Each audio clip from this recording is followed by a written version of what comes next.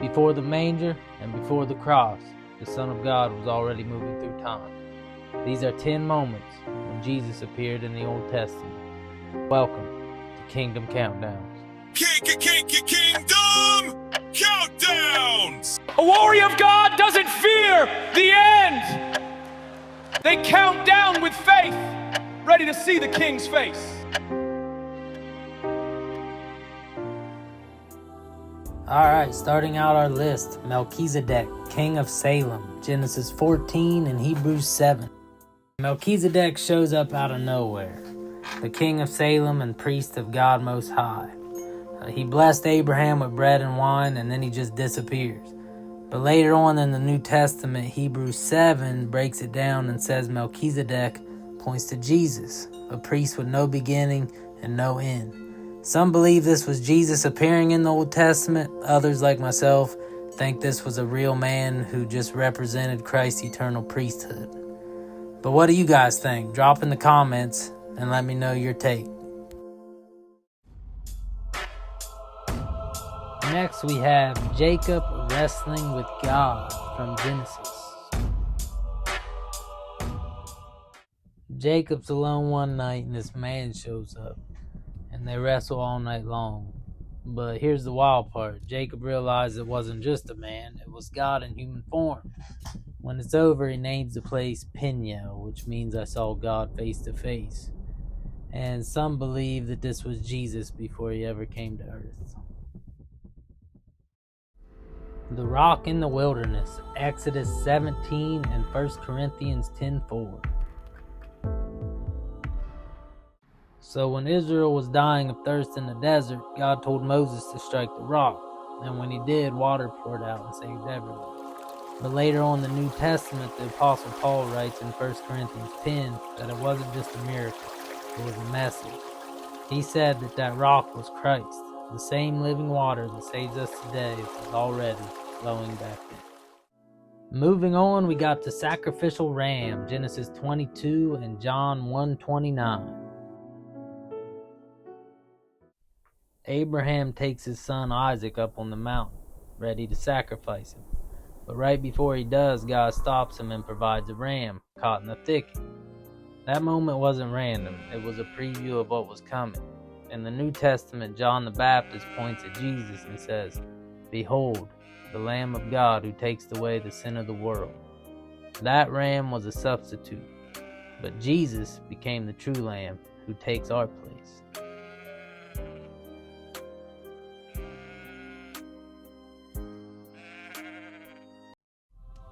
Isaiah's vision of the Lord, Isaiah 6 and John 12:41.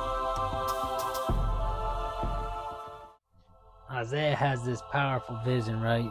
He sees the Lord sitting on the throne, high and lifted up, with angels crying out, "Holy, holy, holy." But in the New Testament, John chapter 12 says Isaiah was seeing Jesus' glory. That means this wasn't just a vision of God's throne. Isaiah was literally seeing Christ in his heavenly glory before he ever came to earth. Hey, if you're enjoying this video, make sure to subscribe and join the movement. Let's keep spreading the kingdom together. God bless. Next up, we got the commander of the Lord's army, Joshua 5:13-15 and Revelation 19. Joshua was getting ready to fight for Jericho, and this warrior shows up with a sword drawn. Joshua asks, "Are you with us or our enemies?" And the man says, "Neither. I'm the commander of the Lord's army." Joshua falls down and worships him. But here's the thing, angels don't accept worship, and this commander did. In the New Testament, Revelation 19 describes Jesus leading heaven's army in the same way. That's why so many believe that this was Christ. Alright, moving on, we got the burning bush, Exodus 3 and John 8:58. Moses sees this bush that's on fire, but it doesn't burn up. And God speaks to him through the flames saying, "I am who I am." Now fast forward in the New Testament, Jesus uses those same exact words in John chapter 8, saying, "Before Abraham was, I am." He was letting everyone know he's the same voice that spoke from that bush, the same eternal God. Entering the top 3, we got the Son of Man in Daniel's vision, Daniel 7, 13, and 14, and Matthew 26, 64. Daniel has this incredible vision. He sees the Ancient of Days seated on the throne, and then someone called the Son of Man coming with the clouds of heaven. He's given authority and glory forever. Then in the New Testament, Jesus uses that same title for himself over and over, even telling the high priest, "You'll see the Son of Man coming on the clouds of heaven." Daniel was seeing Jesus long before the Gospels. Next, we got one of my favorites, the fourth man in the fire, Daniel 3:25 and Revelation 1:15. Shadrach, Meshach, and Abednego refused to bow, so they were thrown into a fiery furnace. But when the king looked inside, he said, "Didn't we throw in 3? I see 4, and the 4th looks like the Son of God." That's Jesus, showing up right in the middle of the fire. And in the New Testament, John described Jesus in Revelation chapter 1 with a face shining like fire and feet like glowing bronze.